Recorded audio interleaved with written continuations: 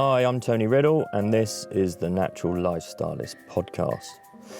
So way back in December, I had this crazy idea to run from Land's End to John O'Groats in just 30 days. But I wasn't just going to run it, I was going to run it barefoot to raise funds for environmental charities and collaborate with world-leading experts to raise awareness and money for 6 organisations fighting the top sustainability issues of our time. I knew running barefoot would raise many a socially extreme eyebrow, and with that eyebrow-raising behaviour, I would be able to provide a perfect platform to highlight the importance of connecting with our environment and those key sustainability issues of our time. I had the pleasure of getting behind the mic with the man with the sustainability plan, Micheal Thornton. Micheal Thornton is an engineer, entrepreneur, and the founder of Carbon Analytics. After close to a decade working on sustainable water, power and projects around the world as a civil engineer, Micheal accepted a scholarship for an MBA in social entrepreneurship at Oxford University with a question in mind. How do we transform our global economy to understand and value the natural world it depends on? And how do we do it without relying on government? Well, Carbon Analytics, his company that automates carbon footprinting for businesses and supply chains, is the result of that question. Micheal and I continue the conversation away from the mics as we go for a 10-mile run to finish my 30 for the day. Now, trust me when I say that this is the man with the sustainability plan. Ever since this conversation, I've been spreading his Carbon Analytics message to my brothers and sisters. So I really hope you enjoy the conversation. So I'm here with Micheal Thornton. This is great because Michael's found me through the Rich Roll podcast. I did. Listening to the Rich Roll podcast. Inspired by that, then found out about the run, and then was here in the UK. So it's all kind of just come together. It's incredible. Power of social media. So Micheal, CEO of Carbon Analytics.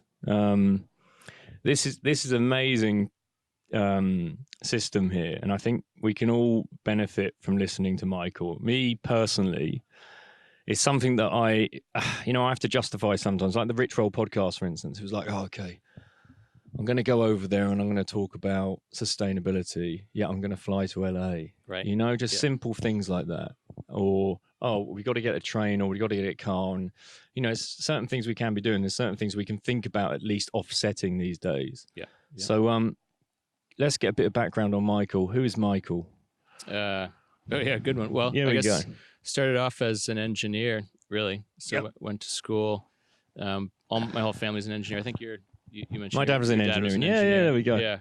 I came from a family of engineers. Always had 2 hats: the engineering hat, so was a civil engineer undergrad, and then also got an environmental policy degree. So kind of had those 2 worlds, and then a few years ago added in a business hat and went to business school at Oxford for Skoll Scholarship, social entrepreneurship, and that's the Carbon Analytics is the collision of those. So quite familiar with the UK now, huh? Now familiar with the UK, yeah. Although I haven't been out to this region, which is this is my beautiful. First too, man. Yeah. This is definitely my first. Gorgeous out here. Yeah, beautiful. Yeah, and then really the idea of Carbon Analytics is that there's one way of thinking about sustainability, which is that we should all go back to living in caves, and that's how you can avoid those flights and you can avoid any impact on the world.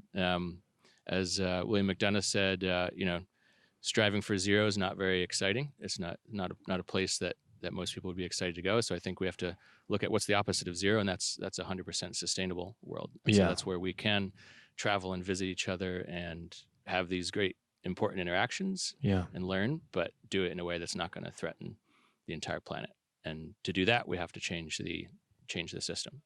And how do we do that? So our idea is that the core kind of problem we have is that our economy, you can think of it as a machine. You can think of it as a calculation engine that figures out how do you allocate resources. If I want to go buy a sandwich, what needs to happen in the rest of the economy to bring that sandwich to me? And someone will make some bread, and someone will make some mayonnaise and whatever else, and then someone will put it on a plate and bring it to you, and all of that has all these impacts. And the economy is very good at calculating what that should cost, and it brings you a value and says, okay, yeah, £4 there's your sandwich. All for our convenience, basically. For your convenience, yeah. But the problem is that that calculation engine, although it's very efficient, it doesn't understand the world that it's living in. It has no knowledge of our environment, no knowledge of our social system beyond what we push on it. So in economics, you call that externalities. These are things that happen when you buy your sandwich that you don't intend to happen, but they're real consequences. Inconveniences of the convenience. Inconveniences of the convenience, yeah, right? I like that.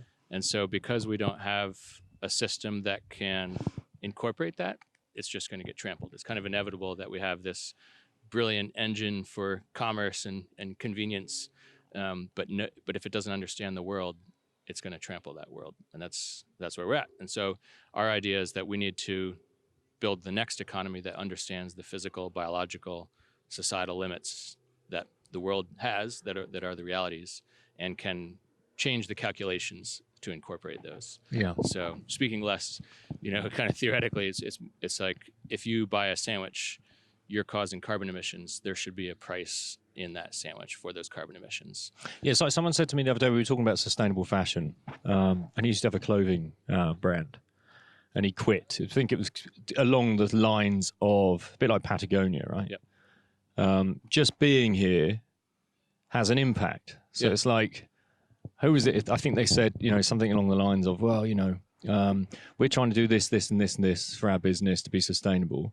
And they said, well, the best thing you can do for a business to be sustainable is to not have a business. Right. Do you know what I mean? Which is not... Because it can't survive that way, though, can it? So, yeah, I love this. Yeah, and it's, that's like, I run into a lot of environmentalists who are still, or they have the mindset that people are bad, that we've got too many people on the planet, and that's bad. And like, what a system that we've set up where more people is bad somehow. Like there's something fundamentally wrong with that. Like, should we all, is the ultimate environmentalism for us all to go away? No. Oh, that's well, crazy. Michael, I posted up, on social media, because I put stuff about my family up there and people like that. And, we were just like, oh, we're expecting another baby. And this woman jumped into my stories and was like, how dare you? Yeah. How selfish of you, bringing another child into this world. There's already enough beings on the planet. Da, da, da. And I just thought, oh, my God, can you imagine if, so someone could have said that 16 years ago when Greta Thunberg was born. Right. Yeah. Someone could have said that, because what we're looking at is the people within our governments of today that are of a certain maturity or level, then they're not really in the process of understanding it. You know, and we almost need those younger generations to come through. Absolutely. Which would, of course, increase the numbers on the planet. So, yeah, we have to make it sustainable for the numbers that are there that are going to help shift the change of the future, right? Yeah. Absolutely. Yeah. And I think it also, it's kind of like, do you believe people are good for the universe? And I think I do.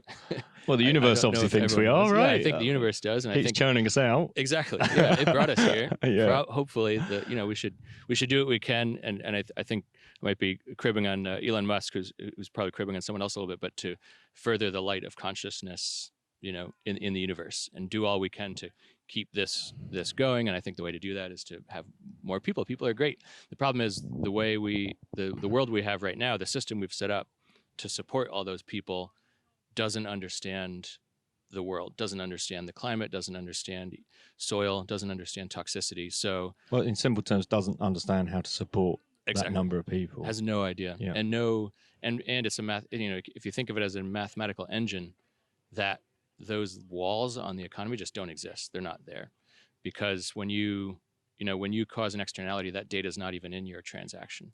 So when you're trying to optimize how much should this cost, there's no, well, all we know is there's no template for that. There's no limits. So our idea as carbon analytics is to find a way to put that data in every transaction, so that when you make a financial transaction, you have some understanding of those limits of the world. And then if enough people, I think there's enough people that care about those limits that starts to put a price on those transactions is the core idea. So in other words, if you can, when you buy a sandwich, if you can see how much carbon is in that sandwich, there's enough people that will say, hey, we should not kill our climate to get sandwiches, that enough people will put a price on that. And that sends a signal down to the suppliers and says, hey, we should get lower carbon plates and lower carbon mayonnaise versus higher carbon. And that's how you create a system that can optimize around climate and all these limits that we have in the And world. that's possible. That's what you're saying. That's Yeah, what you're doing. That's incredible, isn't it? Yeah, so it took a while. I bet, man. Yeah, it took us a couple of years of R&D in the UK. Started out of Oxford, lucky enough to get a number of grants from the EU and UK to develop the economic system, so that now we have an engine that plugs financial data in, so it hooks up to QuickBooks and Xero, looks at each transaction a business makes and puts a carbon footprint on it. And then critically, we also look at not only the initial good, but the supply chain behind it. So businesses don't have to be signed up for that. You can already analyze it. Or do they have to be? So if they want to look at their own business, they need to sign up. Okay, got but you. If they're not signed up, we're still going to put a footprint on you. Yeah, that's what I was wondering. Purchase of you. And the way we do that is we look at, have you released any data about your carbon? Probably not. That's 99% of businesses. So if not, we look at, what do we know about you as an industrial entity, and where are you likely to spend your money? So really what we're doing is we're figuring out, I'm going to spend £100. Where does that £100 go in the economy? Who is now running to get you goods or services, and what is that going to do to the environment? And we're calculating all that back for every transaction. So if we know nothing about you, we know you're a sandwich shop, and here's how sandwich shops typically are going to impact the economy to infinity. And that encourages the companies to then take responsibility, right? That's the idea. Is we can, if we get the buyers, the purchasers, to start incorporating carbon into their decision making, then you have a pressure and a reason for lower carbon companies to be preferred over higher carbon.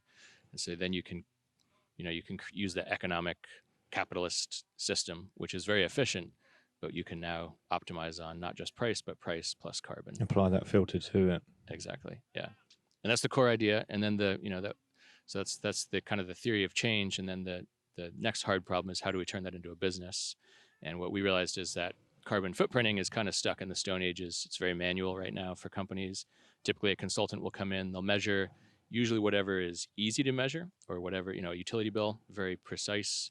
You've got how much power a company has used. You can put a footprint on that quite easily. What's hard to put a footprint on is your IT services, or your insurance company, the full supply chain that actually supports what you do. So that's usually ignored, is the way that they do it. So we've realized that we can upgrade that whole industry really with our system, and automate it using the financial data.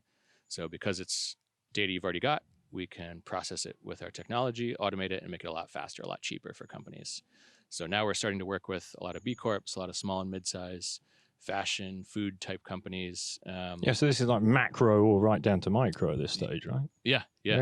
So it's really, what's your footprint as a business across the world? We like, for example, we just worked with a company, Rebel Kitchen. That's where I was going to go next. Who's with you? Yeah, exactly. Yeah, so, who's on board? So they're a great one. They're like an alternative milk company here in the UK. They're doing quite well, and they wanted to get their carbon footprint. So we worked with them, used our system, and they not only got their company's footprint, but their full global impact of their supply chain. Oh wow! So the whole thing is traceable right back. Yeah. So quote unquote to infinity, which is like basically until that £100 disappears in terms of impact on the economy.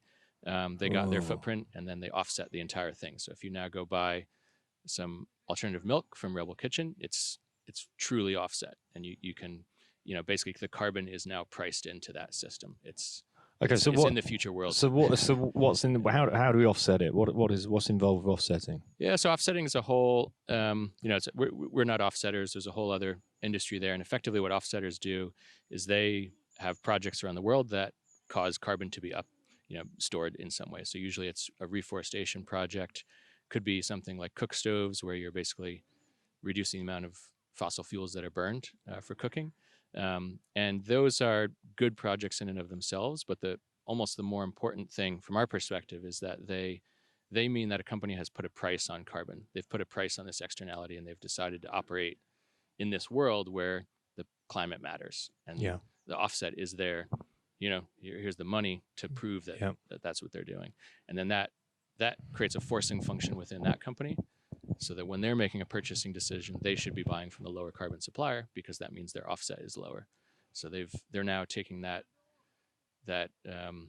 initiative of around what they want to do for the climate, and they're pushing it into the supply chain. And because they're the buyers, that's the biggest power every company has, is they're going to spend millions of pounds around the world.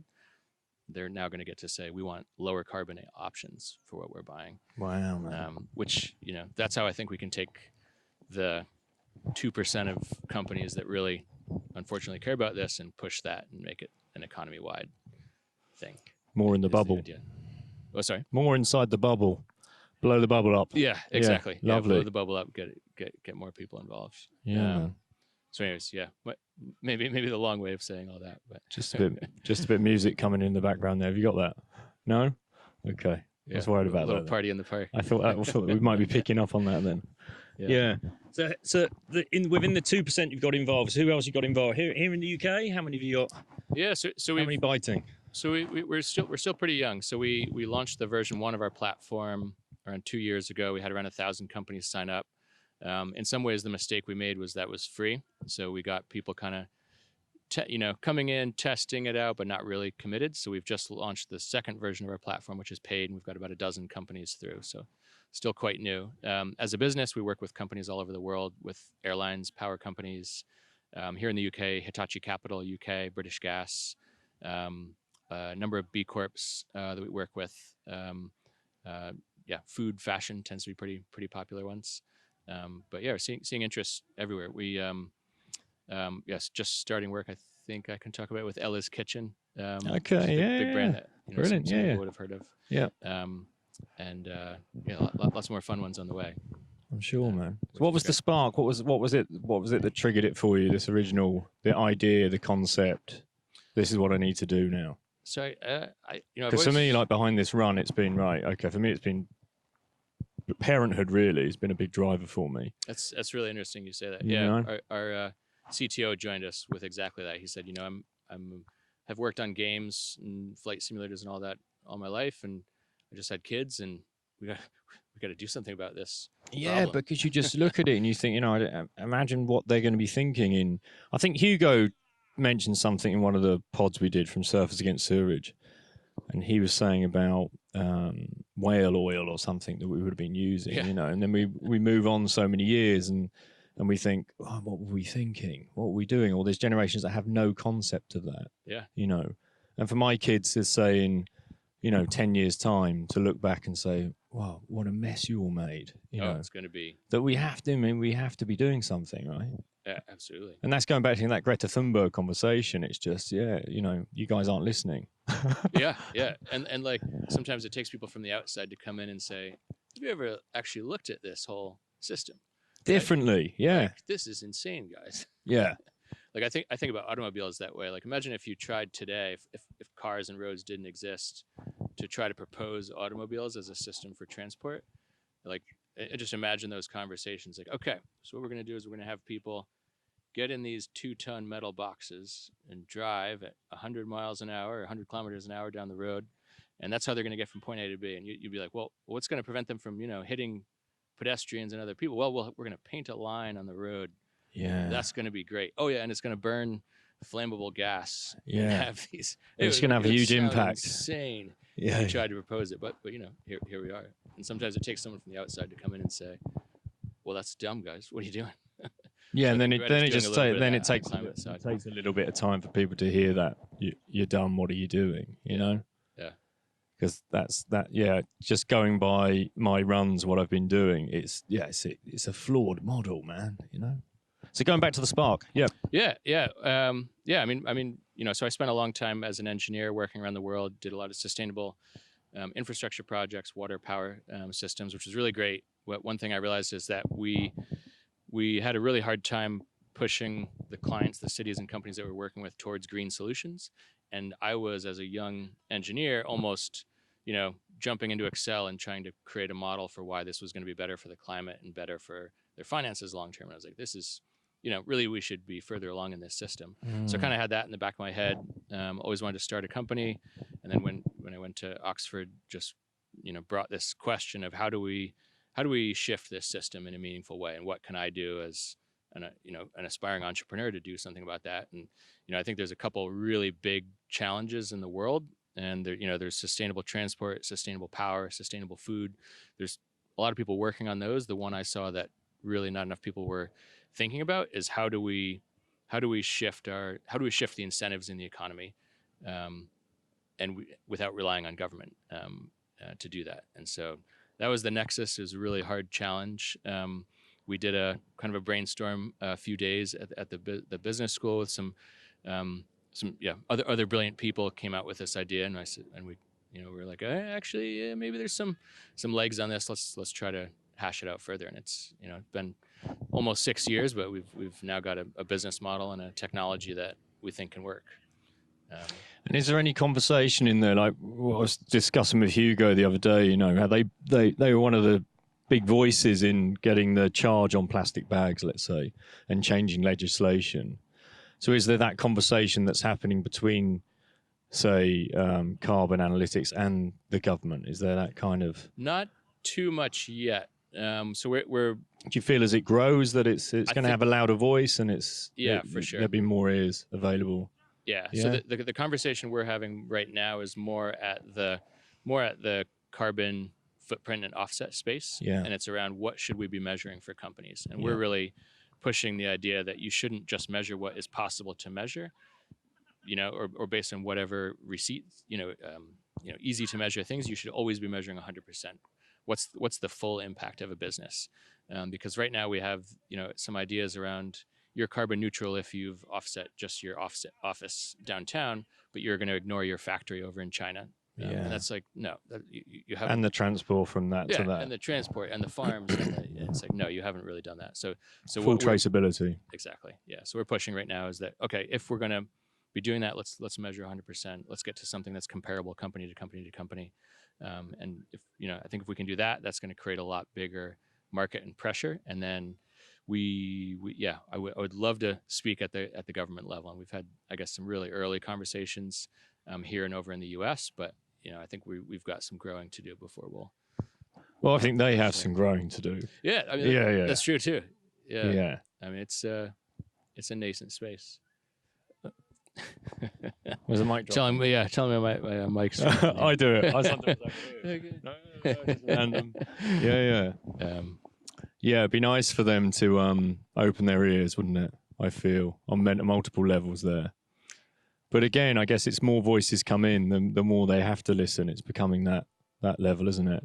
So what about, because when we talk about sustainability, let's say sustainable fashion, and people that I've spoken to that have tried to make shifts within their companies, and it's the financial implications of that for them usually, and then the other end of that scale is from the consumer's perspective, that, oh my God, I've had to pay whatever for a t-shirt, whereas a t-shirt from fast fashion is this much, and I'm paying double for this. So what about the financial implications for the company and then for the consumer within the company? How does that? Yeah, I mean, how does that look? It's a real thing, and some things should be more expensive. I'm totally with that. I really am. Yeah. But yeah, I think that I guess I take a slightly different view on some of this than a lot of people in the space, in that I think if you've priced it properly and everything is included in the price, the negative environmental externalities, there's nothing inherently wrong with, say, fast fashion versus long-term fashion, versus this versus that. It's just as long as it's priced properly, that should be okay. So I think what I mean, maybe a roundabout way of getting at it, but I think what you need to do is, if you can get the environmental externalities priced in, what you'll end up finding is some things probably can be more efficient than they are, and that just because something has a low cost doesn't mean it's necessarily bad. And so by saving environmental impact, you can save money, in fact, in a lot of ways. I don't know if I'm quite. No, it's making sense. There, no, you're making sense there. Okay. Yeah.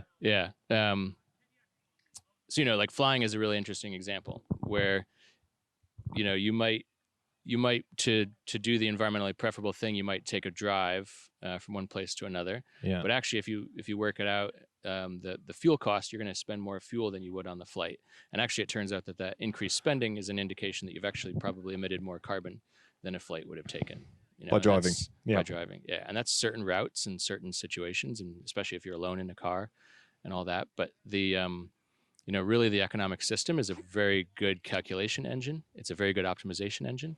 And if we can put carbon and environmental impact right alongside price, it should be able to optimize really well. And probably we would find there's more abundance than we think in the world, not less. So it doesn't mean if we include environmental impact that we're going to need to all stop buying and enjoying the world. I think probably quite the opposite. We'll be able to enjoy it more.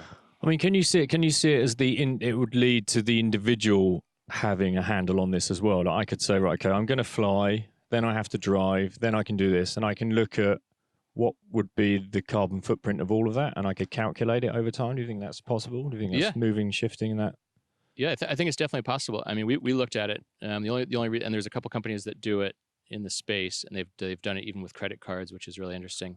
I think the challenge has been the business model around it, and our consumer. Is there enough spending willingness there amongst consumers to be able to build the system and then build the offsets around it? And so far, that's hasn't panned out yet, but certainly could. And if we had enough interested people, that's something we could do with our technology. It's such an interesting space, isn't it? Because it all feels like it's so bizarre, because it feels like it's all at this acorn level.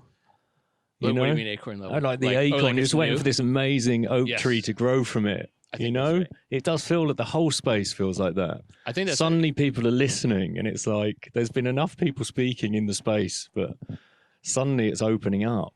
I think that's right, and it's I mean it's also challenging because as much as we want to do as individuals, to some degree we don't hold all the power directly. So but the power that we do hold is the power to persuade these companies that this is something we care about. So we don't necessarily have enough products on the market where we can buy good flights or bad flights. But what we can do is say, hey, we need to change this system. And that's what we really need to be demanding, a change in the system, and being angry, not at, Al Gore for taking a flight, but angry that flights emit carbon that damages the planet in the first place. Like and I don't know, it's an interesting time. And all of this is very new. Carbon measurement rules are very haphazard and don't exist all over the place. Carbon legislation is very new and barely exists all over the place. So we have all these people trying to do something, but we don't quite have the direct tools yet that are powerful enough. Okay, so how do businesses get involved? So for us, I mean, really easy. Go to co2analytics.com. Very, very quick to link your finances, especially if you're on zero. Sign up, link your finances. We charge a annual fee for companies, meant to be 90% less than a consultant would charge. And if you can't afford that and are just excited about what we're doing, like, please do get in touch. We're always looking for champions and people who can help push us to their suppliers or find other ways to push this or help out. Connect. Yeah, in some way or another. Yeah, exactly. Boom. Exactly. Wonderful. But yeah, and I really appreciate what you're doing on this run, raising awareness. I mean, it's kind of like it's one big long chain from people all the way down to our supply chains. So we need people at every stage of the chain pushing and pulling and pulling and pulling towards a better, cleaner economy. Yeah, and it's not just business; it's individuals, isn't it? Within that, So as an individual, how do I get involved? So if I'm not a business and I'm an individual and I'm thinking, right, okay, is there a member? Is there becoming a member, or is there something that we can do to assist? Or I mean, we don't have anything like that. Interesting idea. I think the biggest thing that we'd love you to do is, and maybe we could put together an email to do this, but just ask your companies, ask your favorite companies, what's their carbon footprint? What are they doing around climate? What's their plan to live in a world, create a world that's compatible with 1.5 degrees. And if they don't have one, come to us and we can help them do that. That's a good place. Sure. That's a good place to finish, man. I like that. Sounds good. That's brilliant. Sounds good. Thank you. Well, thank you. Boom. Cheers. Great.